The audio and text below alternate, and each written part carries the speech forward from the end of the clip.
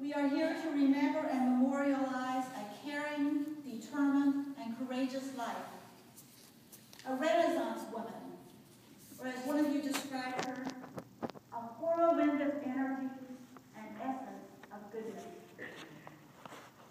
By remembering the best of Becky Hickman, by recalling some of her finest qualities, by honoring the principles, values, and dreams that guided her life, some of her enduring nobility will flow into us, that we ourselves will be more noble in the days ahead. The reading from Ecclesiastes reminds us of life's rhythm, that there is a time and a place for everything. The first chapter of the book of Genesis also reminds us of life's rhythms, that on each of the 6 days of creation, God looked at everything being made and said, "It is good, it is very good." And then on the 7th day, with all the work complete, God blessed the 7th day as a day of rest. There is a rhythm of creating and resting, of life's unfolding and reflection. And the message that Rebekah Hickman embodied about life is one the Creator would want us to have. Life is good. Life is very good. And come what may, one of the reasons we are here on this good earth is to enjoy life. Becky enjoyed life, and because she did, everyone she came in contact with enjoyed it more too. There are many factors that shaped Becky into the person we all came to know and love, and we can only touch on a few this morning. Becky's mother, Florence, was known for being religious, which probably explains her choice of 2 biblical names for her daughter, Rebekah, Elizabeth. Very fitting names, as it turned out. According to the story in Genesis, Abraham wanted his son Isaac to marry a woman from Abraham's hometown, so he sent his servant there. As the servant approached the town, a beautiful young woman named Rebekah saw him, and knowing he would be thirsty from traveling in the desert, offered to draw water from the well for this stranger, and then went on to draw water for what some people say were up to 10 thirsty camels. Then she told the servant that there would be enough room at her parents' place to accommodate this stranger and his camels. And the roots of the name Elizabeth have to do with satisfaction and the fullness of God. Both the biblical Rebekah and Elizabeth were known for having children later in life, as did the mother of Rebekah Richardson Hickman. The family story is that Florence Richardson was hesitant to have children because of her age. She would be an older mom, at least back then, because she was in her 30s. It's more of a common age today to give birth. But her husband, Fred, said, "Florence, you'd look so good with a child in your arms." And those words worked. First, there was her brother, Fred, the second, and then Rebekah. Rebekah's mother was a suffragist and marched down Capitol Street for women's rights to vote. She also allowed Rebekah to go to any movie she wanted to, as long as she would come home and tell her mother everything she saw in the movie, which, of course, influenced Becky's choice, either of the movie or what she told her mother. Becky's father had a butcher shop during the Depression. And she recalled that because of that, they always had food. And her mother would share it with others. She was known for giving food to hobos who came to the door. One day, when she gave one a peanut butter sandwich, the hobo looked at her and said there was something wrong with the cheese. Becky also remembered during the Depression, some people paid their bills in furniture, including folks living in the South Hills. So their home was well furnished, even though money might be short. Becky's family settled much of Dunbar. Dutch Hollow was her home place. Her mother was Florence Blizzard Richardson, and she was related to Bill Blizzard, the Union organizer during the Battle of Blair Mountain. When he was being tried for treason, Bill's parents stayed with her family during the trial.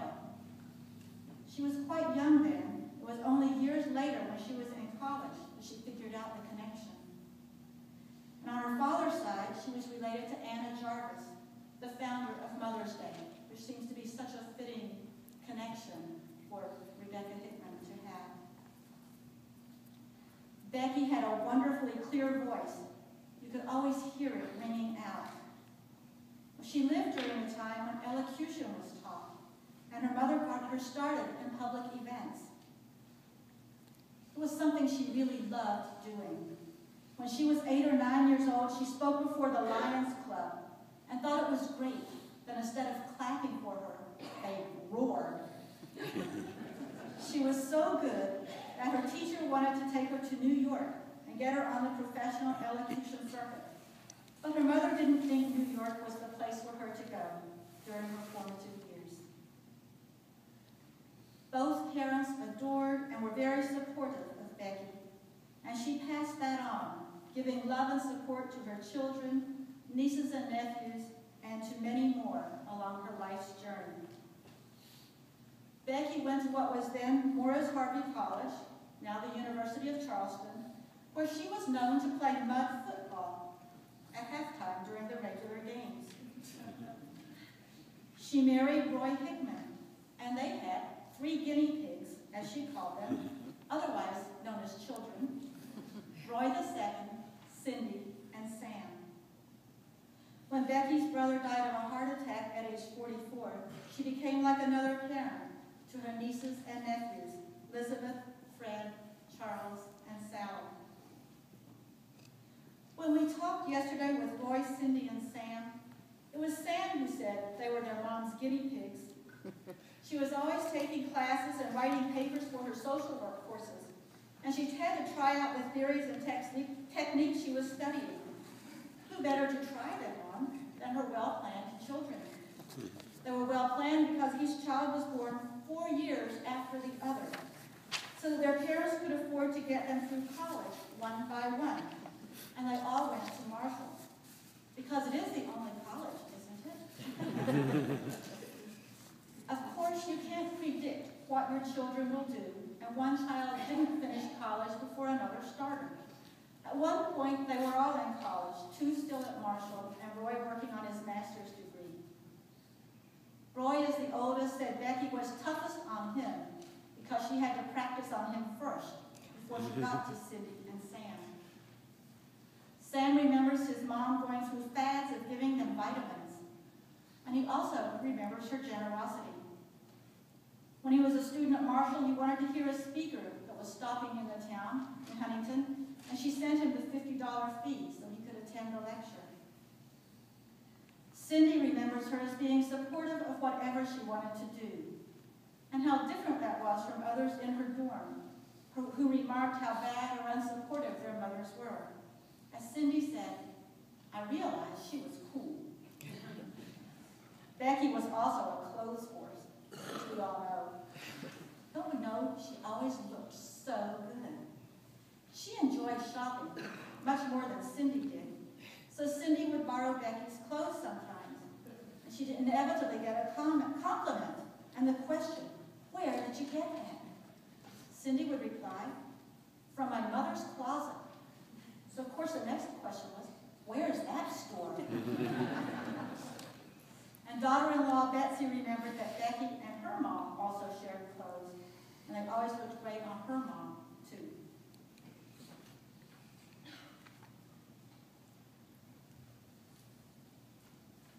Well, Becky and Roy were married for 50 years until his death. And that's a long time, I'm sure we all would agree. And one of the things we learned that time was an issue in their marriage as a couple. Roy believed in promptness and was always, or tried always, to be 10 minutes early for everything. And Becky was always at least 10 minutes late. I think Roy II recalled that time that directions didn't faze her, or if she was with someone, she gained their time. In fact, he waited for her. It was a long time one time when she was supposed to pick him up. But he knew eventually she'd get there. So it's just who she was. She gave attention to those she was with at the time. Rebekah, Becky Hickman, was known for her hospitality and generosity. Sam and Roy referred to their home as the Hickman Hilton. There was always someone living at their house. Someone who might be estranged even from their own home, young folks whose parents and them weren't getting along, and they needed a temporary place for someone, a safe place, and she provided it. I think Roy remembered walking in one day and finding 3 Russian students were staying there, and he wasn't even sure how they got there. But they were there and welcomed, and he was expected to welcome them too. Sam felt free even to offer the family home when a colleague of his, a student, needed a place to stay when working on a master's degree, and he just told her, well, no problem, you can stay at my mother's house. Of course, he hadn't asked her, but of course, she accepted. She enjoyed her long-time guest. It was something she celebrated. And they always remembered her, that she was treated humanely and with love. Nevertheless, everyone was concerned once when there was a somewhat dangerous man who was a guest for about 6 months. When Becky expressed concern about him, she was reminded that she didn't have to keep him. And she said, well, I don't want to put him out. Years later, this person sent her money to cover the cost of his staying with her. Her trust and acceptance changed his life. Becky was a trailblazer. She always worked. At a time when many women didn't, she had careers as an educator, social worker, mental health counselor, besides being a gifted artist, especially at watercolors, and a sculptor. And we all know that she had the world's most wonderful laugh and a terrific sense of humor. One of the things she did with her paintings is she named all of them. One was of Cindy painted with 6 fingers, holding a cat, which she named Pig Holding Raccoon. She believed she named them. She taught her first year at the West Virginia schools, the first year West Virginia schools were integrated. And her students really loved her. But administrators gave her problems, so she quit. Saying, if I want to use a comic book to reach a student, I should be able to. But she never stopped being an educator in the very setting she was in. Her artwork was part of what led her to working at Highland Hospital for 20 years, which was a great influence on Sam's choice of social work, he said, and a help to understanding people. Often he went with Becky, or as he says, I spent more time in Highland Hospital than the patients. It made us wonder, could that still be true today? Would people be able to take their child with them to work? Would they have had that wonderful exposure to the variety of people to get to see how much we're all alike? Roy, Cindy, and Sam remember that she worked all the time. And they said that helped them in life. In fact, we can attest that one thing we know is that helped Sam become a great cook, which he is. Because they had to cook and take care of themselves. They learned the skills of survival from her and learned them well. They also thought that working helped Becky be generous. Her children know that everything, and knew, rather, that everything she made, she spent on them.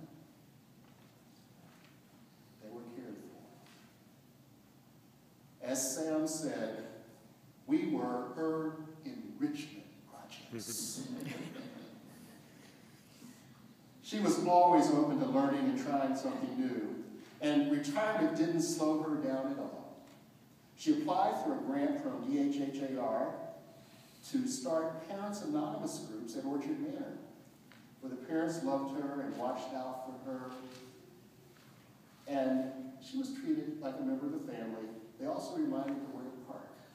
They looked out for her. Retirement gave her the time to be trained in teaching the Silva method of mind development. I must admit, as I'm moving to the age where she started, she's messed up my concept of retirement. She started this at 69. She began to take on this, to learn the course, and Rose took her course and still uses the meditation techniques of getting rest today. Becky said it was a good thing to do if you got tired driving. Just pull over and take a couple minutes of this technique, and it would, as if you'd taken it'd be like you took a couple-hour nap. You were refreshed and alert. We said actually Silva was in many ways, as we knew her ministry. And it also included training naval intelligence officers. I could imagine some of those conversations. Of course, the thing she most enjoyed in retirement was time with her grandkids. It is significant that in her 60s, Becky had a massive heart attack. And she remembers telling herself, I'm not done yet. I can't go anywhere. There's too much to do. And that she would live through it. And it did. It led her, in fact, to live even more fully. She quit smoking cold turkey and said, I'm going to enjoy my grandkids. That's what's important in life. And true to her word, she did just that. She also enjoyed traveling, and she gave each grandchild a trip when they graduated, a special opportunity and memory. What a wonderful gift that she accompanied them on. Cindy's son, Matt, got a Mediterranean tour. Becky was so excited about going and being there that she was rushing through the airport to make sure she got on the plane on time, and she tripped and fell. But she wasn't going to be denied, so she got up and got on the plane, and she was in a little pain, but several days later, after they got to Italy, it was bothering her enough, it was still sore. She went to the doctor and found out that she'd broken it. But she refused to let that spoil his trip. And although she returned home, the memory of Matt was still retained. What's so neat is that every generation thought Becky was cool. Levi's friends wanted to be around her and told him he had a cool grandma. There was just something about her that gave the ability to make friends of all ages, to treat people as people. Now, we could go on, but it's time to open up and share and hear from others who knew her and can share aspects of her. People of all ages who have known and loved her and have memories